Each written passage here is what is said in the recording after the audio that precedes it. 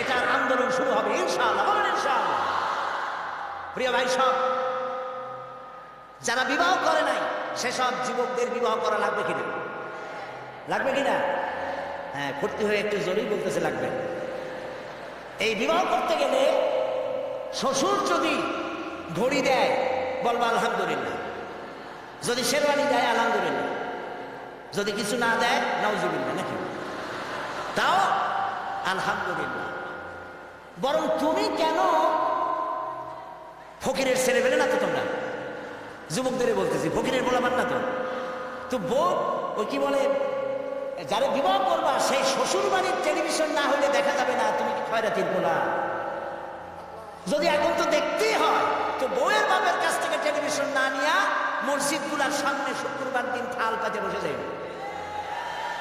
মিনসারওয়াল studio চ্যানেলটিকে subscribe করে পাশে থাকবেন। আল্লাহর নবী বলেন, আমার কাছে তিনটি জিনিস প্রিয়, নামাজ আমার কাছে প্রিয়, সুগন্ধ আমার কাছে প্রিয়, আর স্ত্রী আমার কাছে প্রিয়। সুবহানাল্লাহ, এই তিনটি জিনিস আমার কাছে প্রিয়। আপনার স্ত্রীকে আপনি তো এই জন্য তাকে সম্মান করবেন, ভালোবাসবেন, অনেক কারণ আছে। একটা কারণ তো এই, যেই রাস্তা দিয়ে আপনি জাহান্নামে যেতেন সেই রাস্তায় আপনার স্ত্রী প্রহরীর মতো রাত দিন দাঁড়িয়ে আছে, সেখানে ব্যাখ্যা দেওয়ার কোনো প্রয়োজন নেই। সুতরাং আপনার স্ত্রীকে আপনি ভালোবাসবেন এবং তাকে আপনি সম্মান দিবেন।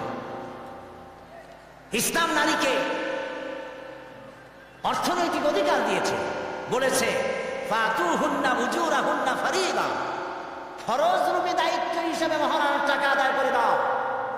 এখন মহারণার টাকা আদায় করা হয় না, এখন বিবাহ মজলিসগুলিতে বলা হয় মহারণা কত?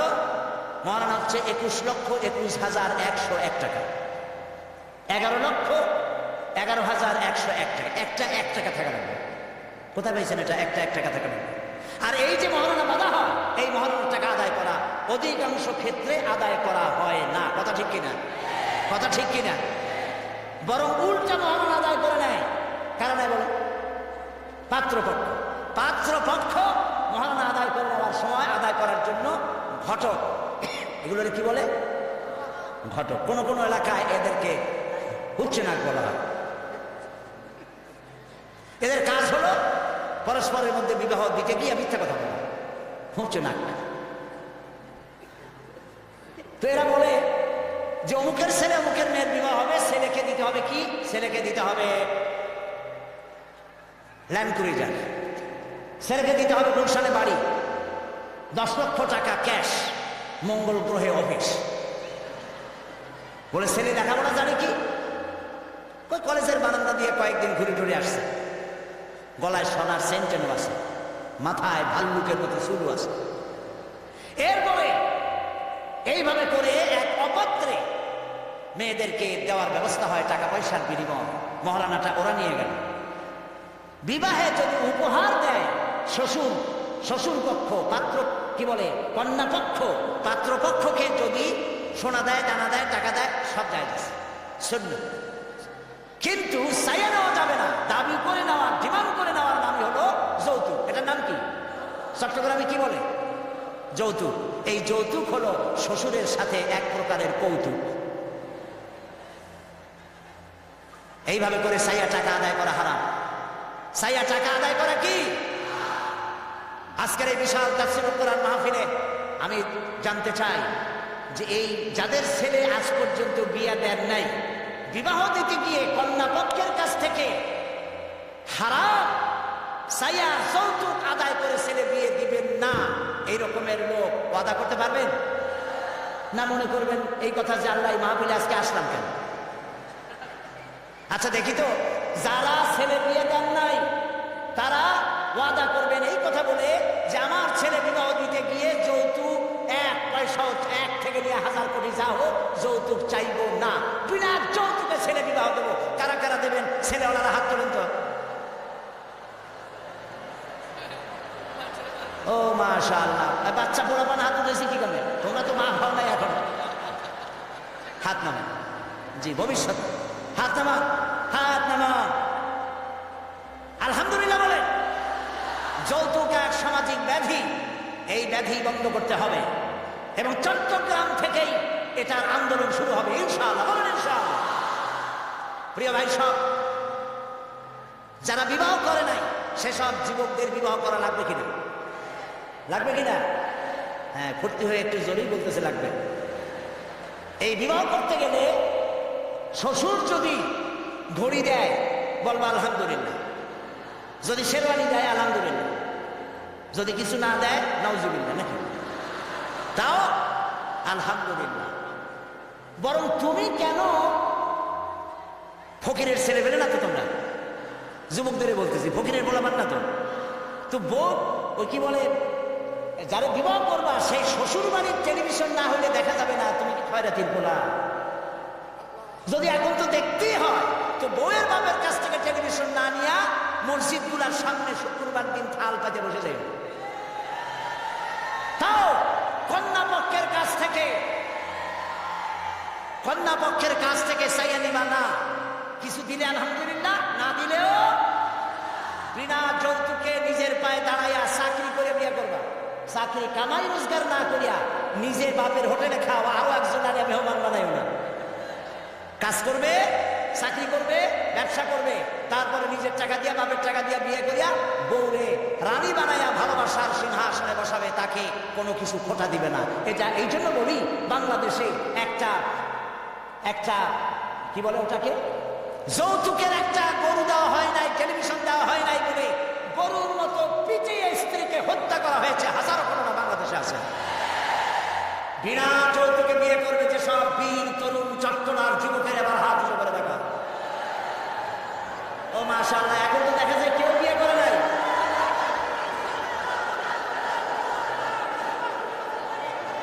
আচ্ছা, হাত নামা, হাত নামা, আলহামদুলিল্লাহ বলেন, হাত নামা। এই যে ভাই, আমি কিন্তু বুঝতে পারি দাঁড়াইছেন কেন, কোমর ব্যথা করতেছে। বসেন, কোমর ব্যথা আল্লাহ ভালো বানাই দেবেন। সরকার আমি আরে ভাই বসতে বলছি, বসেন। কোমর ব্যথা হলে তো আমারও করবে, আমি তো বসা। বসেন সবাই। প্রিয় ভাই সব, তাহলে একটি বড় রকমের অপরাধ থেকে চট্টগ্রামকে মুক্ত করার জন্য আন্দোলন শুরু করা হলো। বলেন আলহামদুলিল্লাহ।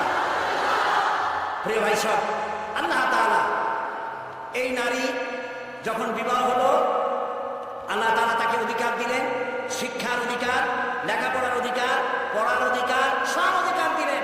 এরপরে দিলেন তাকে মা বানাই দিলেন। কদিন পরে কি হয়ে গেল? মা হয়ে গেল। সুবহানাল্লাহ। এখন কিন্তু ইজ্জত আরো বাড়লো। মা হওয়ার পর ইজ্জত কি হইল? আরো বেড়ে গেল। আল্লাহর নবীর কাছে প্রশ্ন করা হয়েছে। এক সাহাবী এসে বলছেন, সালা রাজুলুন ইয়া রাসূলুল্লাহ মান আহাব্বুন নাস বিহুসনি সাহাবাতি ক্বালা উম্মু ক্বালা সুম্মা মান ক্বালা উম্মু ক্বালা সুম্মা মান ক্বালা উম্মু ক্বালা সুম্মা মান ক্বালা আবু। সুবহানাল্লাহ। একজন এসে নবীজির কাছে প্রশ্ন করলেন, ইয়া রাসূলুল্লাহ, মানুষের ভিতরে আমি কার যত্ন করব, কার খেদমত করব, কার সাথে ভালো ব্যবহার করব, আমার কাছে সব থেকে ভালো ব্যবহার কে পেতে পারে? নবীজি বললেন, তোমার মা। সাহাবী প্রশ্ন করলেন, তারপরে কে? রাসূলুল্লাহ বললেন, তোমার মা। তারপরে কে? তোমার মা। তারপরে কে? তোমার পিতা। পিতার চাইতে মায়ের মর্যাদা আল্লাহ পাক কয় গুণ বাড়ালেন? সবাই বলেন কয় গুণ? 3 গুণ আল্লাহ বাড়ায় দিলেন। আল্লাহ রাব্বুল আলামিন কোরআনুল কারীমের ভিতরে বলেছেন, ওয়া কাদা রাব্বুকা আল্লা তা'বুদু ইল্লা ইয়্যাহু ওয়া বিল ওয়ালিদাইনি ইহসানা। তোমার রবের পক্ষ থেকে চূড়ান্ত ফয়সালা হয়েছে যে আল্লাহর ইবাদত করার পর মা বাপের ইহসান করবে। সুবহানাল্লাহ। আর আমার দেশের লোকেরা কি বলে, কি করে? লক্ষ্য করতেছেন আপনারা? আল্লাহ বলেন কি আর বান্দারা করে কি? আল্লাহ বলছেন মা বাপের খেদমত করো। আমার ইবাদতের পরে আল্লাহর পরেই স্থান কার? চিল্লায় বলে। আমাদের লোকেরা বোঝে না, না বুঝা চলে যায় ভালো কোনো খাবার, ভালো কোনো ফল, কোনো হযরত, কোনো পীর সাহেবের দরবারে নিয়ে হাজির করে, হ্যাঁ দেন, পীর সাহেবকে হাদিয়া দিবেন, দেন, কিন্তু আগে দিবেন মায়ের। আপনার কাছে, সন্তানের কাছে সব থেকে বড় পীর হচ্ছে মা। বলেন সব থেকে বড় পীর কে? মা আর বাবা। মা এই দুজন হচ্ছে আপনার কাছে সব থেকে বড় পীর। পীর সাহেবের দোয়া কবুল হবে কি হবে না? 50-50, দোয়া কবুল হইলেও হইতে পারে, না হইলেও না হইতে পারে। কিন্তু মা বাপ যদি দোয়া করে আল্লাহর দরবারে দোয়া মঞ্জুর হয়ে যায়, 100% দোয়া কবুল হয়ে যায়। সুবহানাল্লাহ। প্রিয় ভাই সব,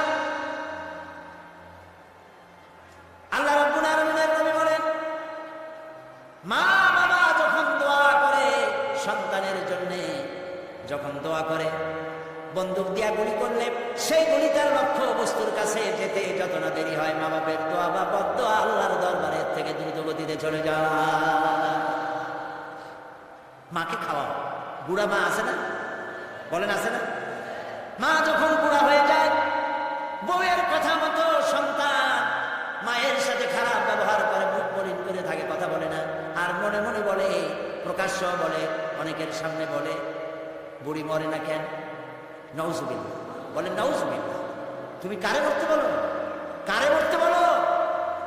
তোমার মা তোমার যখন অসুখ হয়েছে যত্ন করেছে, বুকের সাথে আগলায় ধরেছে, সারা রাত চেয়ারে বসে বসে, বিদ্যুৎ ছিল না ঘরে, কেরোসিনের ল্যাম্প জ্বালায়া, চেরাগ জ্বালায়া কোরআন শরীফ তেলাওয়াত করেছে। আর শেষ রাতে দুইখানা হাত রব্বুল আলামিনের দরবারে তুলে দিয়ে কেঁদেছে, রব্বুল আলামিন আমার বাঁচাধনকে আমার জীবনের বিনিময় আল্লাহ তুমি বাঁচাইয়া দাও। যে মা বললেন আমার জীবনের বিনিময় আমার ছেলে তুমি বাঁচাও, মেয়েরে বাঁচাও, সেই ছেলে বড় হইয়া বউয়ের পাগল হইয়া বলে বুড়ি মরে না কেন? নাউজুবিল্লাহ, নাউজুবিল্লাহ। মাকে সম্মান করুন, মাকে ভালোবাসুন। আল্লাহ রাব্বুল আলামিন বলেন, ওয়াওয়াসাইনাল ইনসানা বিওয়ালিদাইহি ইহসানা হামালাতুহু উম্মুহু কুরহা ওয়া ওয়াদাআতুহু কুরহা ওয়া হামলুহু ওয়া ফিসালুহু 30 শাহরা। আমি সমগ্র মানব গোষ্ঠীকে উপদেশ দিচ্ছি, তোমরা তোমাদের ওসিয়ত করছি, তোমরা তোমাদের মা বাপকে সম্মান করো। তোমার মা তোমাকে গর্ভধারণ করেছে অত্যন্ত কষ্টের সাথে, ডেলিভারি করেছে অত্যন্ত কষ্টের সাথে, আর 30টা মাস বুকের দুধ দিয়ে তোমার মানুষ করছে। সুবহানাল্লাহ। প্রিয় ভাই সব, মা বাপ যদি হাত তোলে, চোখ দিয়া পানি পড়ে, দোয়া কবুল হয়ে যাবে। সুবহানাল্লাহ। এই যে হযরত বাইজিদ বুস্তামি রাহমাতুল্লাহ আলাইহি, এই দরগায় আপনারা যান। হযরত বাইজিদ বুস্তামি যখন ছোট্ট ছিলেন, তার মা অসুস্থ, গভীর রাত্রে মা জেগে বলছে, বাবা আমি তো পানির পিপাসায় শেষ হয়ে যাচ্ছি, একটু পানি পান করাও। বাচ্চা দেখলেন ঘরের মধ্যে পানি নাই, বাইরে কোথাও থেকে পানি জোগাড় করলেন, এসে দেখেন মা ঘুমায় গেছে। শীতের রাত, বাচ্চা দাঁড়ায় আছে পানি নিয়ে। হজরের সময় মায়ের ঘুম ভেঙেছে, তাকিয়ে দেখে বাইজিদ দাঁড়ানো। বাইজিদ তুমি দাঁড়ানো কেন? কাঁপতেছো কেন? ছেলে বলছে, মা আপনি পানি চাইছিলেন। তা পানি চাইছিলাম, তা কি হয়েছে? তা আমি তো ঘরে পানি পাইনি, দূরে গিয়ে পানি আনছি, আনি দেখে আপনি ঘুমাই গেছেন, আমার উঠাও নাই কেন? আপনার ঘুমের ক্ষতি হবে। তা তুমি নিজে ঘুমাও নাই কেন? এই জন্য যে আপনি জায়গায় যদি আবার পানি চান আর সময় মতো না দিতে পারি, তাহলে তো আপনার কষ্ট হবে। সেই জন্য মা আমি দাঁড়াই রয়েছি, আপনি পানি খাবেন, সেই পানি নেই। বাইজিদের মা হযরত বাইজিদকে বিছানার উপরে আরাম করে শোয়াই দিয়া উযু করে নিজে নামাজ পড়লেন। নামাজ আদায় করে দুইখানা হাত আল্লাহর দরবারে তুলে ধরে বলেন, রব্বুল আলামিন আমি বাইজিদের মা, আমার ছোট্ট বাইজিদ আমার জন্য যে কষ্ট করেছে আজ, আর এই কষ্ট দেখে আমার কলিজা ঠান্ডা হয়ে গেছে। আমি মা হয়ে আমার বাইজিদের জন্য দোয়া করি, রব্বুল আলামিন আমার বাইজিদকে তুমি সুলতানুল আরিফিন বানায়া দাও। দোয়া মঞ্জুর হয়েছে না হয় নাই? সুবহানাল্লাহ। প্রিয় ভাই সব, এই জন্য মা বাপকে সম্মান করতে হবে, মহব্বত করতে হবে এবং তাদের জন্য দোয়া করতে হবে। দোয়াটা আল্লাহ শিখাই দিয়েছেন। এমনকি মা বাবার সামনে চোখ মোটা করে কথা বলবে না, চোখ মোটা করে মা বাবার সামনে কথা বলবে না। আল্লাহ ইচ্ছা করলে চোখ বন্ধ করে দিয়ে বলে। পীরের সামনে যত গিয়ে মহব্বত করে ঘাড় কাট করে বসো, তোমার বড় পীর, তোমার মা, তোমার বাবা, তাদেরকে শ্রদ্ধা করো, সম্মান করো, কলজা দিয়ে মহব্বত করো। মা বাপকে একটা কথা বিশ্বাস করুন, মনে রাখেন, মা বাপকে যে যত বেশি সম্মান করবে, মহব্বত করবে, মর্যাদা দেবে, তার জীবনে সম্মানের আর রুজির কোনো অভাব হবে না, হবে না, হবে না। আল্লাহ তাআলা বাড়ায় দেন। সুবহানাল্লাহ। আল্লাহ দোয়া শিখাই দিচ্ছেন, বান্দারে মা বাবার সামনে শক্ত করে কথা কইস না, ওয়াকুল লাহুমা কাওলান কারীমা, মা বাবার সাথে সম্মান সূচক কথা বলো, আর আমার কাছে দোয়া করো। কি বলে? আল্লাহ রাব্বুল আলামিন দোয়া শিখাই দিচ্ছেন, রব্বিরহামহুমা কামা রাব্বায়ানি সাগীরা। সবাই পড়ে রব্বিরহামহুমা কামা রাব্বায়ানি সাগীরা। আবার পড়ে রব্বিরহামহুমা কামা রাব্বায়ানি সাগীরা। আল্লাহ তাআলা শিখাই দিলেন, বান্দারে দোয়া কর, আয় আমার রব, আমার মা বাপ আমাকে যেমন ছোটবেলায় স্নেহ করে লালন পালন করেছে, মাবুদ গো, তুমি আমার মা বাপকে সেইভাবে তোমার রহমত করে লালন পালন করো। আল্লাহ দোয়া শিখাই দিচ্ছেন। এই দোয়া প্রত্যেক নামাজের পর আপনারা পড়বেন। মনে থাকবে ভাই? জোরে বলেন, মনে থাকবে? আল্লাহ যেন আমাদেরকে মনে রাখান, আমরা বলি আমিন।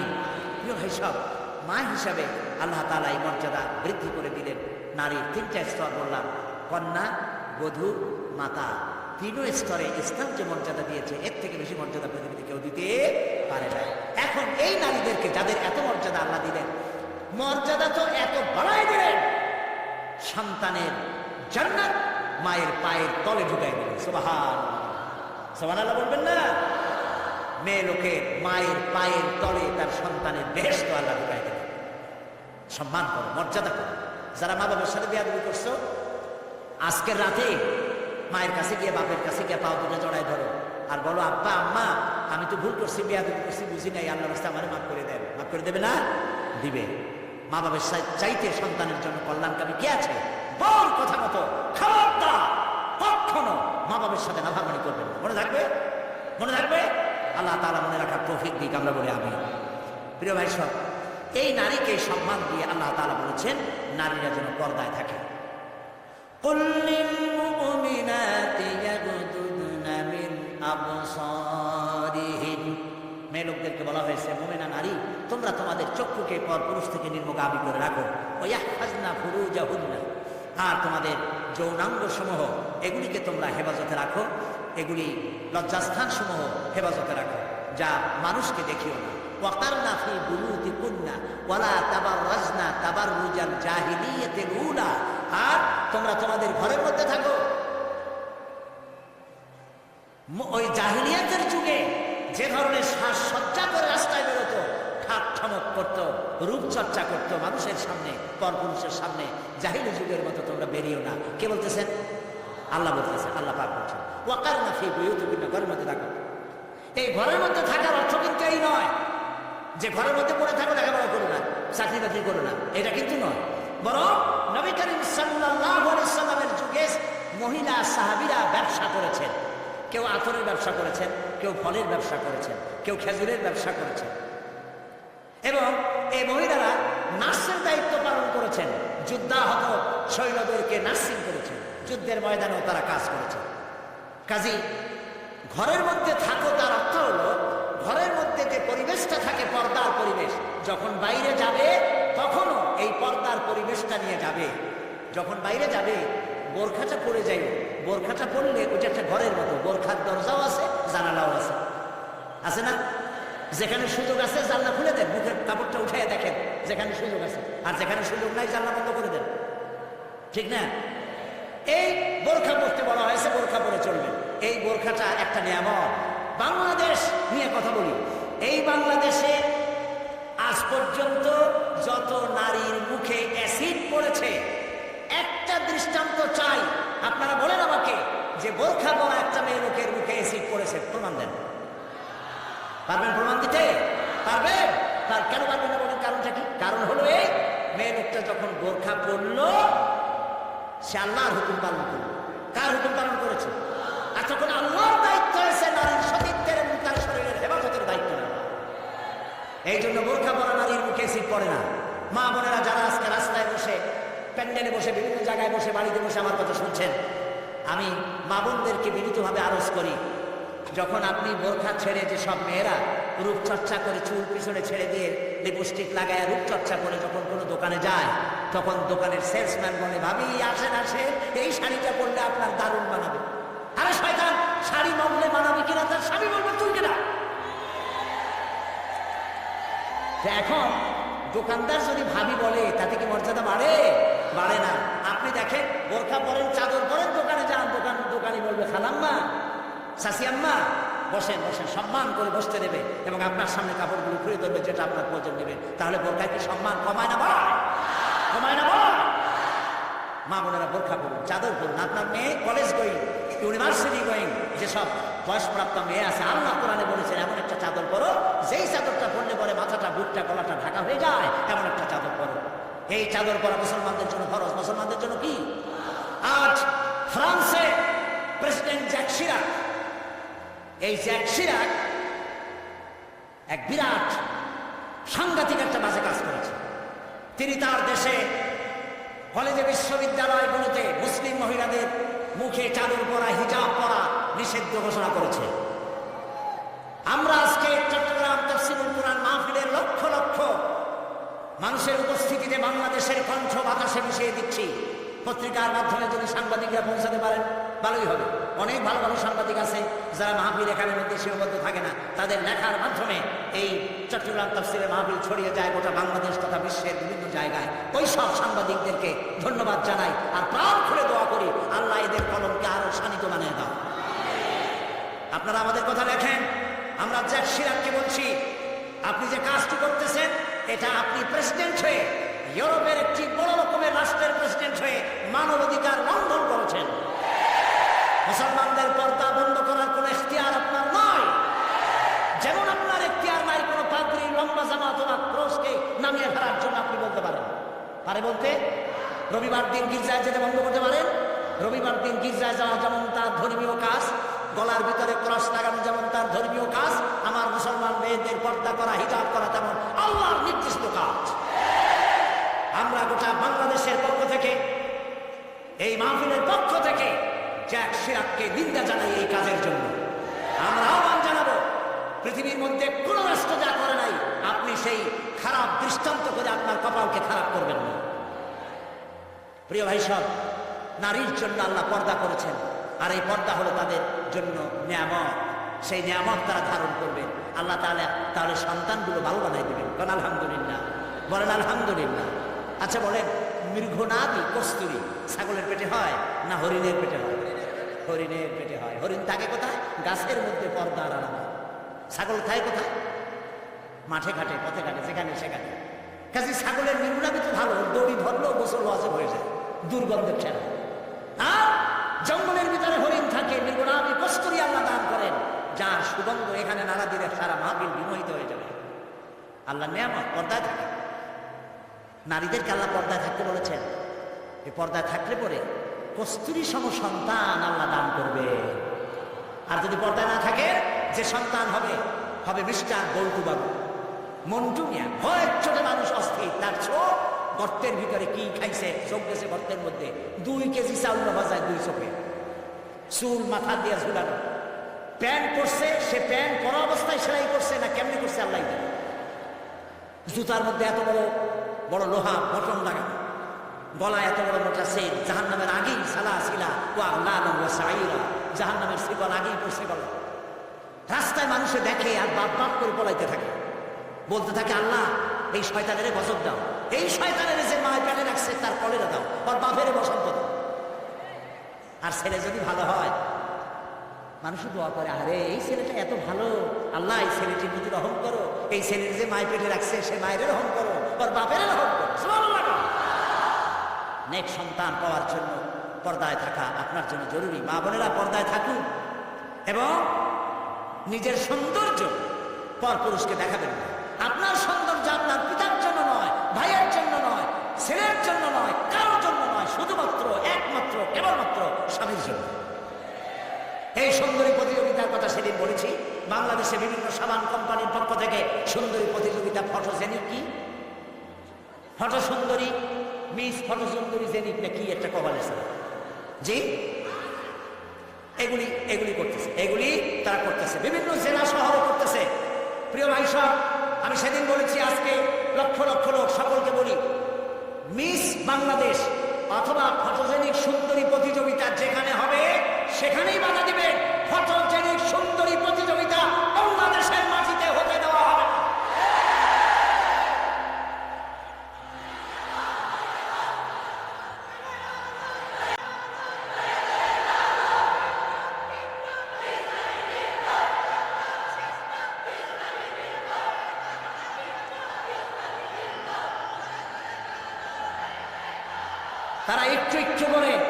একটু একটু করে আগাচ্ছে, আমরা সহ্য করি কদ্দূর দেখাচ্ছে।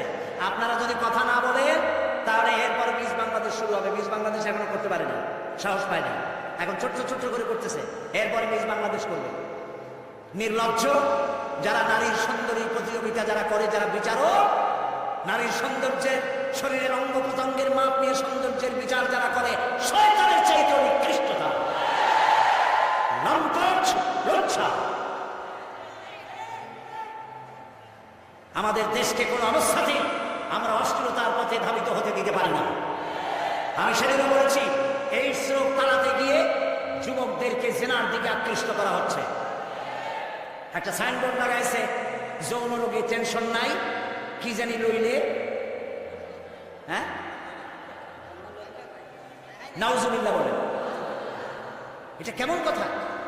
আপনি লিখবেন এইডস রোগ হচ্ছে মরণ ব্যাধি, ধর্মীয় অনুশাসন মানলে পরে এইডস রোগ থেকে বাঁচা যায়। এটা দেখুন, যে লিখেছে, যে ব্যক্তি লিখেছে এই স্লোগান যার মাথায় আসছে, সে নিশ্চয়ই চরিত্রবান না লম্পট লিখেছে। এবং এই যৌন রোগে বলেন না কি মুখস্থ, যৌন রোগে রেহাই নাই, কন্ডম লইলে টেনশন নাই, তার মানে কন্ডম নিয়ে জেনা করো, নাউজুবিল্লাহ বলে। আমি সব জায়গায় বলে এসেছি, চট্টগ্রামে পুলিশ কমিশনার, চট্টগ্রামে ডিসি, আপনারা এই সাইনবোর্ড ভাঙেন। আপনারা যদি এই সাইনবোর্ড না ভাঙেন, আমি জনগণকে বলবো, জনগণ এই এক্সের সাইনবোর্ডকে ভেঙে গুড়িয়ে দাও।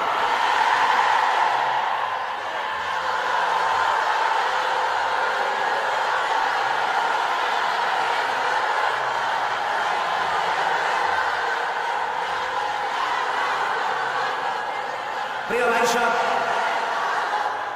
আমরা কখনো আইন হাতে নিতে চাই না, কিন্তু আমার জাতির চরিত্র ধ্বংস হলে আমরা বসে থাকবো না। আমরা কথা বলবো, আমরা আমাদের বিবেককে কারো কাছে বিক্রি করি নাই। কথা বলবো পার্লামেন্টে, সিংহের মতো গর্জন করবো ময়দানে, জীবন দিয়ে দিয়ে আল্লাহর কোরআনকে প্রতিষ্ঠা করবো ইনশাআল্লাহ।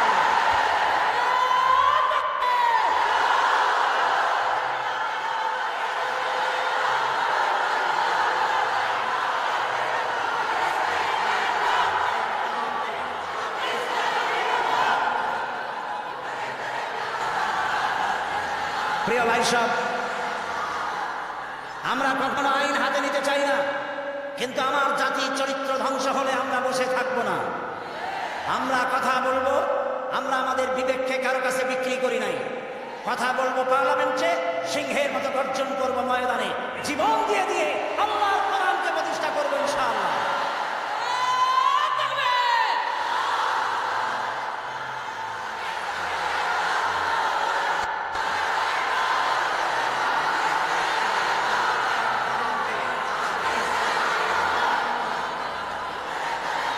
প্রিয় ভাই সব, বসুন।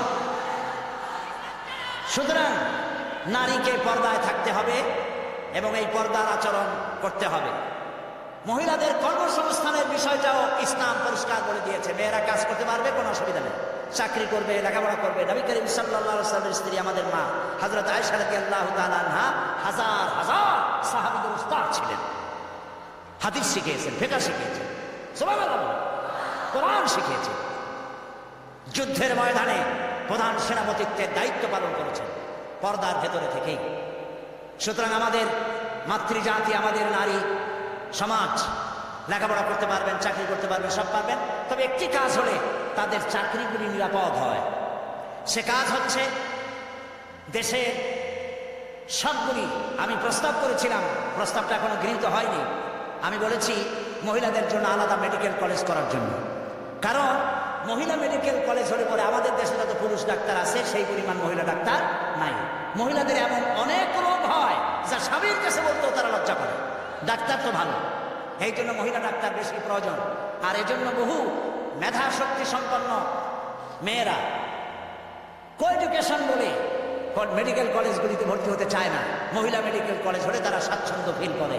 আমি প্রস্তাব দিয়ে রেখেছি, আপনারা দোয়া করুন যেন সেটা হয়। এখন সমস্ত গার্মেন্টস ফ্যাক্টরি, সমস্ত প্রাইমারি স্কুল এবং হসপিটালের, মহিলা হসপিটাল মহিলা ক্লিনিক ইত্যাদি এগুলি যদি মহিলাদের দায়িত্বে দিয়ে দেওয়া হয় তাহলে মহিলারা নিরাপদে চাকরি করতে পারেন। বিশেষ করে সমস্ত প্রাইমারি স্কুলগুলি পুরুষ মাস্টারদেরকে অন্যত্র কাজ দিয়া সমস্ত প্রাইমারি স্কুলগুলি যদি মহিলাদের হাতে ছেড়ে দেওয়া হয় মহিলা শিক্ষয়িত্রীদের কাছে, তাহলে ছেলেরাও মায়ের মতো আদর পায়া শিখবে আর মায়েরাও নিরাপদে সতীত্ব সম্ভ্রম বজায় রেখে তারা চাকরি করতে পারবে। এরকম একটি চিন্তা চলছে, আপনারা দোয়া করেন যেন আল্লাহ তাআলা এই ব্যবস্থা করে দেন। প্রিয় ভাই সব, আরেকটি কথা, এখানে একটি মসজিদ আছে কোথাও, কাদিয়ানীদের একটা মসজিদ। কোন জায়গায় নাম বলেন? আহমদিয়া চকবাজার। এইখানে একটা মসজিদ আছে কাদিয়ানীদের, বাইতুল বাসের মসজিদটার নাম। মুসলমানেরা জানে না বলে সেখানে নামাজ পড়তে যায়। মনে রাখবেন, কাদিয়ানীরা যে মসজিদ বানায় ওইটা মসজিদ না, এটা উপাসনালয়। কাদিয়ানীদের মসজিদে মুসলমানদের নামাজ হবে না, হবে না, হবে না। কারণ গোলাম মোহাম্মদ কাদিয়ানী কাফের, আর তাকে যারা নবী মানে তারাও কাফের। তাদের সাথে মুসলমানদের না না না থামেন, এই যে বসেন। আমি কিন্তু এই গরম স্লোগান পছন্দ করি না। কি জ্বালায় পড়াই দেবেন আপনি? জ্বালানো পোড়ানোর মধ্যে আমরা নাই। আমরা আছি হক কথা বলি। তাদের অধিকার আছে দেশে থাকা, যেমন হিন্দু, খ্রিস্টান, বৌদ্ধ সকল জাতি যেমন এখানে সাম্প্রদায়িক সম্প্রীতি নিয়ে আছে, কাদিয়ানীরাও সেভাবে থাকবে। তবে তারা থাকবে অমুসলিম হিসাবে, মুসলমান হিসাবে অবশ্যই। তাদের উপাসনার গায়ে কেউ হাত দেবে না, মনে থাকবে এই কথা। আমাদেরকে কোরআনে নিষেধ করা হয়েছে কারো মন্দির ভাঙবে না, কারো গুরুদুয়ারা, কারো গির্জা, কারো চার্চ, কারো প্যাগোডায় হাত দেবে না, ভাঙবে না, এবং কারো দেবতাকে গালি দিবে না, আমার আল্লাহ বলেছেন। মনে থাকবে এই কথা। সুতরাং তাদের উপাসনালয় হাত দেওয়া যাবে না। যেমনি বানাইছে তেমনি থাকুক, তারা নামাজ পড়বে। আমি আমার জনগণকে সতর্ক করছি, ওদের মসজিদ নয়, উপাসনালয়। ওটাকে মসজিদ বলা জায়েজ নাই, এটা উপাসনালয়। কোন মুসলমানের নামাজ এখানে হবে না। মনে থাকবে, মাথা গরম করবেন না কখনো। ইসলাম এই মাথা গরমে পছন্দ করে না। আস্তে আস্তে কোনো জায়গায় নিজেরা বসে বসে বোমা বানাইয়া তারপরে আন্দাজে যাই এক জায়গায় হামলা করবেন, ইসলাম এটা মানে না, ইসলাম এটা বলে না। আপনি মাথা ঠান্ডা করবেন এবং আইন শৃঙ্খলা মেনে কাজ করবেন। নিজের ইচ্ছা মতো গোপন হামলা করা, গোপনে অস্ত্র তৈরি করা ইসলামের কোনো অনুমোদন নাই।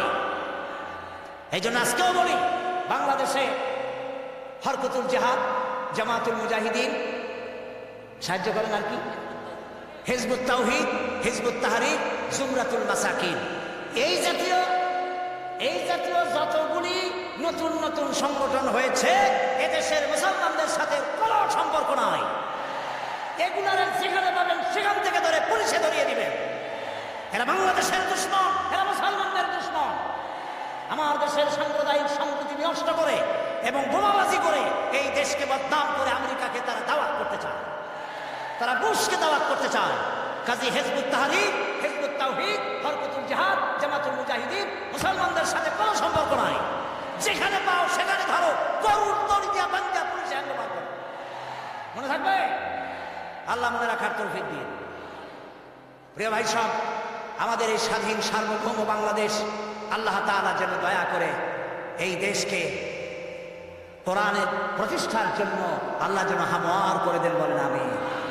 এত মুসলমান কোরআনের কথা শুনতে যে দেশে আসে, সেই দেশে ইসলাম কায়েম হতে দেরি হয়, বড় আফসোস লাগে, কষ্ট হয়। আসুন আমরা সবাই মিলে কোরআনের রাজ কায়েমের আন্দোলনে শরীক হয়ে যাই। আন্দোলন করবেন না, আপনার কোনো দাম নাই। হতে পারেন আপনি বড় মুহাদ্দিস, হতে পারেন আপনি বিশাল চিন্তাবিদ, কিন্তু আন্দোলনের সাথে নাই, আপনার দাম নাই।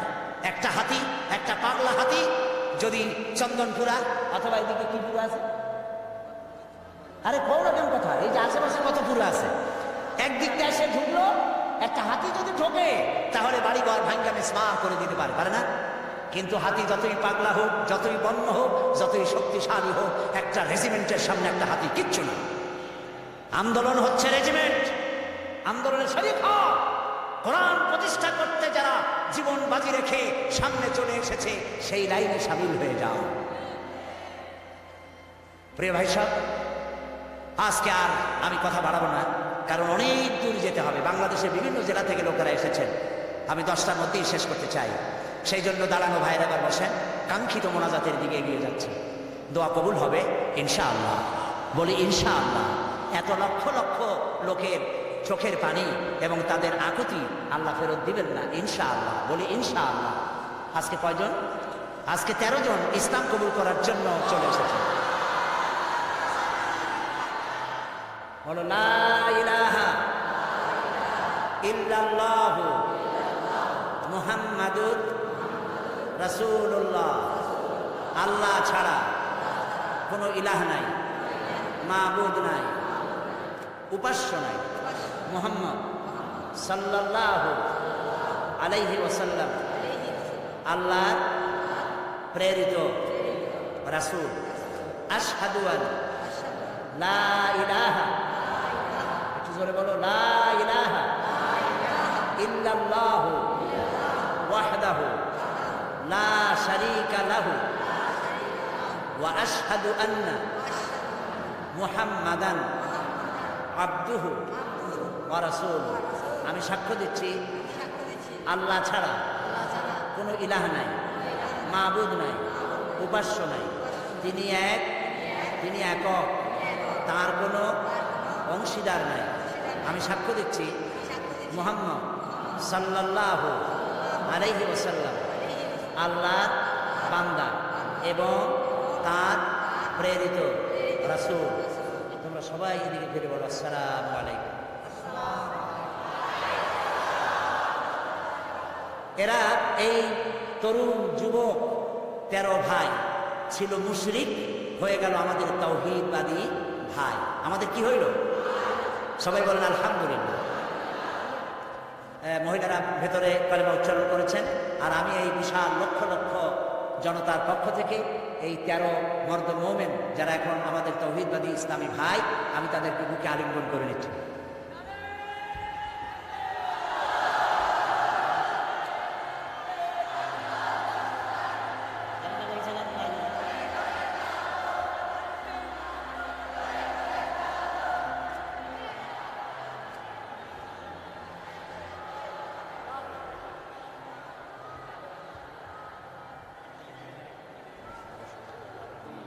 মোনাজাতের পূর্বক্ষণে যে কথাটি বলতে চাই, একটু পরেই আমরা এই মিলন মেলা ভেঙে যাবে, যার যার বাড়ির উদ্দেশ্যে মানুষ রওনা করবে।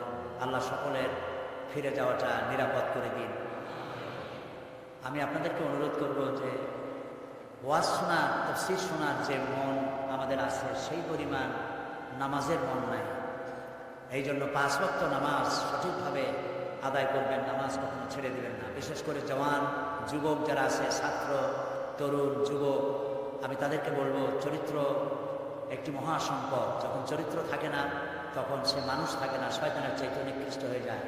আমি সমস্ত তরুণ যুবকদেরকে, যাদেরকে আমি আমার চোখের সামনে দেখতে পাচ্ছি, এই মাহফিলে 2% যদি বৃদ্ধ মানুষ থাকে, 98% তরুণ যুবকে ভরা এই মাহফিল।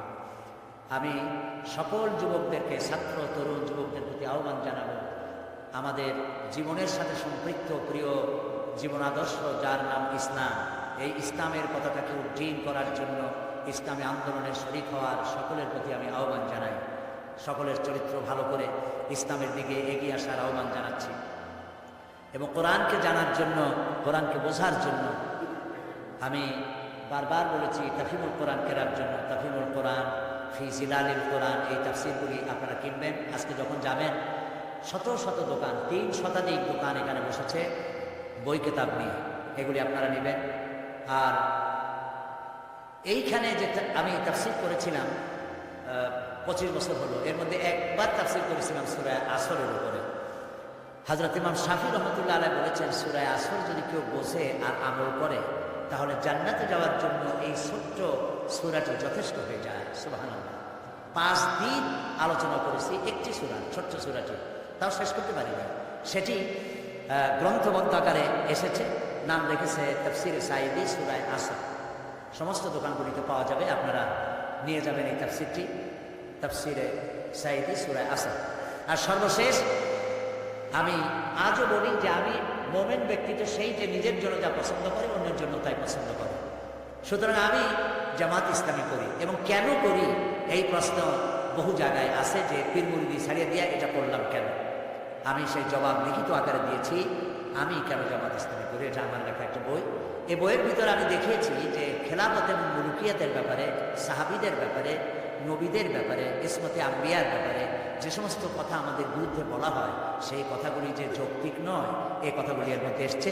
সুতরাং যারা জামাত করেন তাদের জন্য প্রয়োজন, আর যারা করেন না তাদের জন্য প্রয়োজন, অন্তত জবাবগুলি জানতে পারবেন। আর আমি কেন করি এই দলটি, তাও আপনারা বুঝতে পারবেন। আল্লাহ যেন তৌফিক দেন, এটাও পাওয়া যাবে প্রত্যেক দোকানে, আপনারা নেওয়ার চেষ্টা করবেন। প্রিয় ভাই সব, সর্বশেষ আমার আরজ আপনাদের কাছে, নামাজ কেউ ছেড়ে দিবেন না। 5 ওয়াক্ত নামাজ আমরা আদায় করবো সহিভাবে, কারণ বুখারী শরীফে এসেছে কিয়ামতের দিন সর্বপ্রথম প্রশ্ন হবে নামাজ পড়েছো কিনা। প্রথম প্রশ্ন আল্লাহ করবেন নামাজ। প্রথম প্রশ্ন কি হবে? নামাজ পড়ো। যার নামাজ কবুল হবে জীবনের সমস্ত নেক আমলগুলি কবুল হবে, যার নামাজ কবুল হবে না সব বরবাদ হয়ে যাবে। আল্লাহ তাআলা আমাদের জন্য নামাজি বানান, আমরা বলি আমিন। নামাজ জীবনে আর ছাড়বে না, এই ওয়াদা কি করা যাবে ভাইরা? করা যাবে ওয়াদা? দুটি হাত উঁচু করে বলেন, ইয়া আল্লাহ, তোমার পবিত্র নামে তোমাকে সাক্ষী করে ওয়াদা করছি, শপথ করছি, আল্লাহ তাআলা যতদিন পর্যন্ত মালাকুল মউত আমার কবর, আমার মাথার কাছে না আসতেছে, ততদিন পর্যন্ত ফরজ নামাজ, ফরজ রোজা আর ছেড়ে দেব না, আর ছেড়ে দেব না, আর ছেড়ে দেব না। আল্লাহ তাআলা আমার আজকের এই ওয়াদা আমার মৃত্যু পর্যন্ত কবুল করে না, আমিন ইয়া রাব্বাল আলামিন। আমরা আল্লাহ তাআলাকে একটু স্মরণ করে নেই, আমার সাথে আপনারা পড়েন সুবহানাল্লাহ, আলহামদুলিল্লাহ, লা ইলাহা ইল্লাল্লাহ, সুবহানাল্লাহ, আলহামদুলিল্লাহ, লা ইলাহা ইল্লাল্লাহ, সুবহানাল্লাহ, আলহামদুলিল্লাহ, লা ইলাহা ইল্লাল্লাহ, সুবহানাল্লাহ, আলহামদুলিল্লাহ, লা ইলাহা ইল্লাল্লাহ, সুবহানাল্লাহ, আলহামদুলিল্লাহ, লা ইলাহা ইল্লাল্লাহ। ইয়া আল্লাহ, ইয়া রহমান, ইয়া রহিম, ইয়া হাইয়্যু, ইয়া কাইয়্যুম। সবাই পড়েন, ইয়া আল্লাহ, ইয়া রহমান, ইয়া রহিম, ইয়া হাইয়্যু, ইয়া কাইয়্যুম। ইয়া আল্লাহ, ইয়া রহমান, ইয়া রহিম, ইয়া হাইয়্যু, ইয়া কাইয়্যুম। ইয়া আল্লাহ, ইয়া রহমান, ইয়া রহিম, ইয়া হাইয়্যু, ইয়া কাইয়্যুম। আল্লাহুম্মা আমিন। রব্বানা যালামনা আনফুসানা ওয়া ইন লাম তাগফির লানা ওয়া তারহামনা লানাকুনান্না মিনাল খাসিরিন। সবাই পড়েন আমার সাথে, রব্বানা যালামনা আনফুসানা ওয়া ইন লাম তাগফির লানা ওয়া তারহামনা লানাকুনান্না মিনাল খাসিরিন। সুবহানাকা আল্লাহুম্মা ওয়া বিহামদিকা নাস্তাগফিরুকা ওয়া নাতুবু ইলাইক। সুবহানাকা আল্লাহুম্মা ওয়া বিহামদিকা নাস্তাগফিরুকা ওয়া নাতুবু ইলাইক। আয় আল্লাহ রাব্বুল আলামিন, 5 দিন ব্যাপী তাফসীরুল কোরআন মাহফিলের সমাপনী দিবসে লক্ষ লক্ষ মানুষ ভিক্ষুকের মতো, কাঙ্গালের মতো তোমার দরবারে গুনাহ ভরা হাত নিয়ে তোমার দরবারে হাত তুলেছি। রব্বুল আলামিন, আমাদের গুনার দিকে তাকায়ো না, আমাদের বদ আমলের দিকে তাকায়ো না, আমাদের চোখের দিকে তাকাও, আমাদের মুখের কাকুতি বিনতির দিকে তাকাও। রব্বুল আলামিন, দয়া করে আমাদের জিন্দেগীর গুনাহ মাফ করে দাও। রব্বুল আলামিন, সারা জীবন গুনাহ করে করে জীবনটাকে বরবাদ করে দিয়েছি বাবু। গুনার কথা মনে হলে লজ্জায় মাথা নিচু হয়ে যায়, কারণ তুমি আমাদেরকে মেহেরবানি করেছো আর আমরা করেছি নাফরমানি। তুমি করেছো মেহেরবানি, আমরা করেছি নাফরমানি। রব্বুল আলামিন, দুনিয়ায় এমন কোন পাপ নাই যা কম বেশি আমরা করি নাই।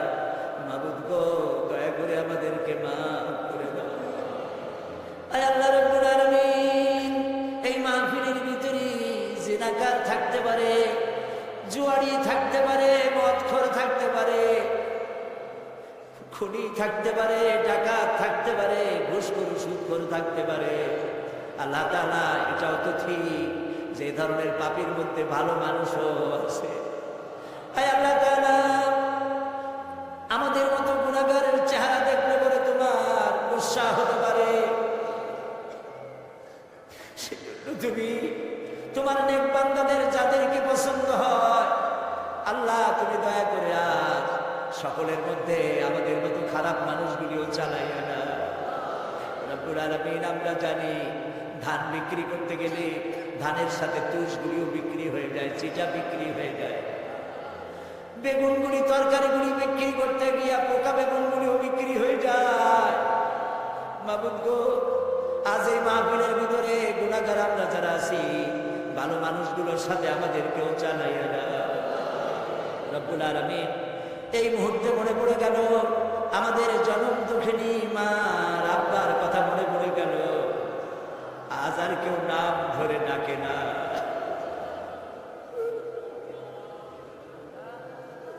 বাপজান যারা মারা গেল, বাবু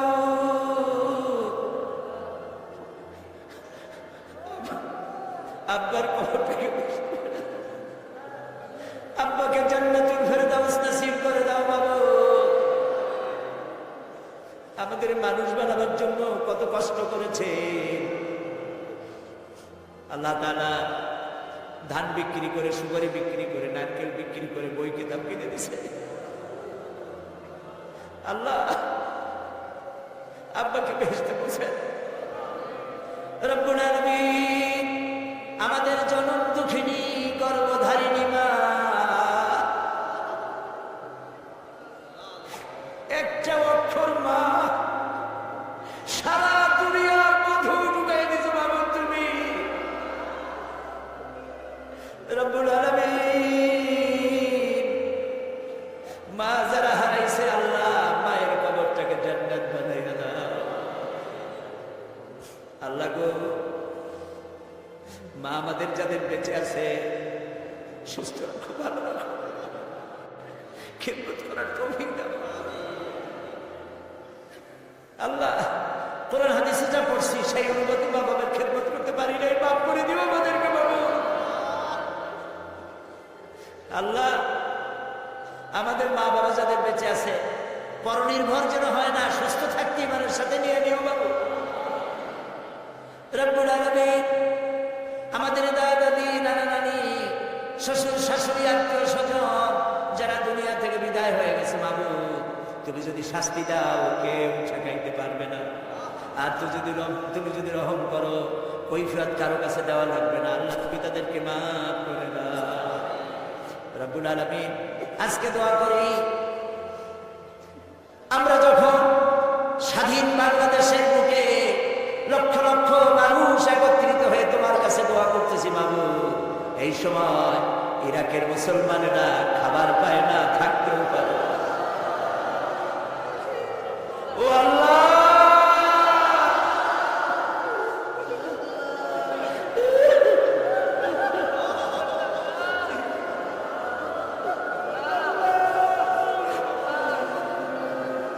ইরাকের আল্লাহ, ইরাকের পার্দামান মেয়ে লোকদের গায়ে হাত দিতেছে কাফের সৈন্যরা। আল্লাহ, আমরা গুনাহ করছি ঠিক, তাই বলে তুমি কাফের দিয়ে মারবা আমাদের।